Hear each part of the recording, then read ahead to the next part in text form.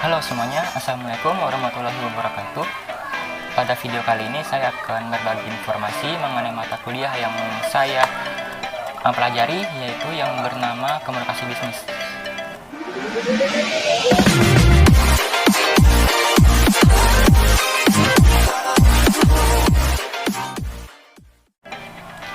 Jadi topik yang saya ambil itu adalah mengenai tantangan komunikasi di dalam keberagaman pasar global. Dalam dunia bisnis kita akan menjumpai yang namanya perbedaan dalam segi budaya, kultur, bahasa, sifat seseorang, perbedaan geografi, dan lainnya. Jadi kita harus dapat memahami apa saja peluang kita dan tantangan kita dalam berbaur di pasar global. Dan juga kita harus dapat menafsirkan bagaimana tanda verbal dan non-verbal secara berbeda. Jadi kalau tanda verbal itu berupa lisan atau tulisan, kalau tanda non-verbal itu seperti bahasa tubuh, gerak tangan, posisi badan, gerak mata, atau lirikan mata. Berikutnya itu adalah bagaimana kita memaksimalkan peluang di pasar global. Jadi dengan di pasar global kita pasti akan menemui batasan seperti kita terbatas dalam komunikasi, dalam transportasi terbatas juga, di dalam alam, dan lainnya. Jadi dengan adanya batasan, kita mau tidak mau pasti kita akan mengunjungi lawan bisnis kita. Jadi untuk mempermudah kita berkomunikasi dengan lawan bisnis, kita harus dapat menguasai budaya mereka untuk mempermudah dalam negosiasi atau komunikasi. Jadi kita tidak perlu menggunakan penerjemah. Berikutnya, keuntungan dari tenaga kerja yang beragam. Dengan tenaga kerja yang beragam, kita akan lebih mudah untuk mendapatkan kreativitas, lebih mudah untuk mendapatkan ide baru, lebih mudah untuk menambah inovasi, dan lebih terbuka sudut pandang semua karyawan. Dan adapun juga tantangan dari komunikasi antar budaya. Jadi supervisor menghadapi tantangan untuk terhubung dengan beragam karyawan, motivasi mereka, dan membina kerjasama yang harmoni di antara mereka. Berikutnya itu adanya mengembangkan kompetensi budaya.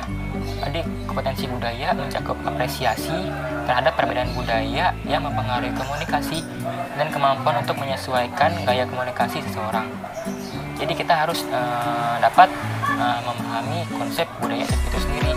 Jadi budaya itu apa sih? Jadi itu adalah budaya itu adalah sistem bersama dari simbol kepercayaan, sikap, nilai, harapan, dan norma untuk perilaku. Latar belakang budaya mempengaruhi cara memprioritaskan sesuatu, apa yang penting dalam hidup, membantu menentukan sikap terhadap apa yang sesuai dengan situasi tertentu, dan menetapkan aturan perilaku kita. Materi selanjutnya itu adalah mengatasi etnosentrisme dan stereotyping. Jadi untuk pengertian etnosentrisme itu adalah cenderung untuk menilai kelompok lain menurut standar, perilaku, dan adat istiadat kelompok sendiri. Jadi mengingat pengaruh otomatis dari budaya seseorang, orang mementingkan budaya mereka dengan budaya orang lain. Mereka sering menyimpulkan bahwa budaya mereka itu lebih unggul.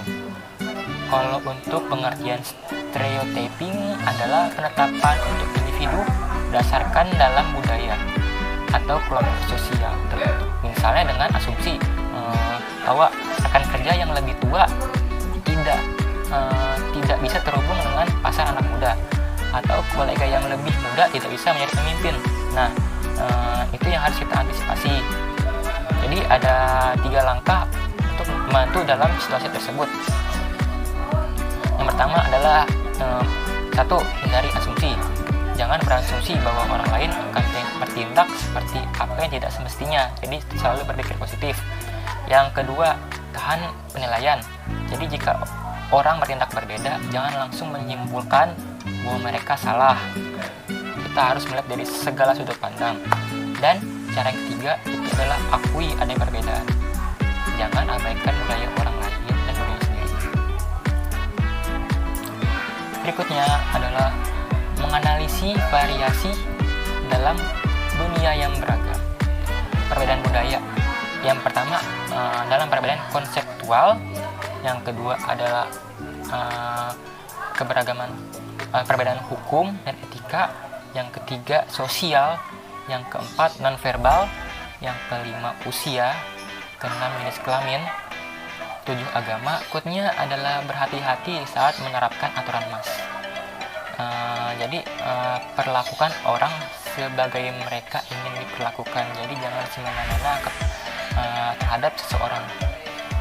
Kita harus lebih bersikap dewasa. Berikutnya adalah latih toleransi, fleksibel, dan sikap menghormati.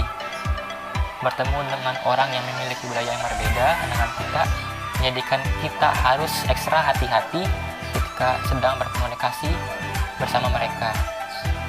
Sikap toleransi dan menghargai satu sama lain adalah suatu keharusan.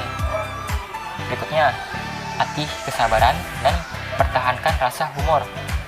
Bahkan profesional sekalipun yang paling berkomitmen dan pandai dalam melakukan sesuatu dalam bisnis, dalam komunikasi antar budaya, mereka harus menjaga semua pihak untuk saling toleransi atau bersabar dalam menghadapi perbedaan kultur. Rasa humor juga merupakan aset yang berguna, memungkinkan orang untuk melewati saat-saat yang canggung dan memalukan. Jadi dalam sela-sela kita berkomunikasi tidak ada salahnya kita menggunakan humor. Komunikasi, keterampilan, dan komunikasi antar budaya. Jadi kita harus menghormati frekuensi untuk gaya komunikasi. Jadi kalau kita gayanya cenderung berbicara cepat atau berbicara kaku, kita harus menghormati segala macam sifat berbicara seseorang. Berikutnya, mempelajari berbagai bahasa. Kita harus pandai dalam berbagai bahasa untuk dapat mempermudah kita dalam komunikasi. It's black and white.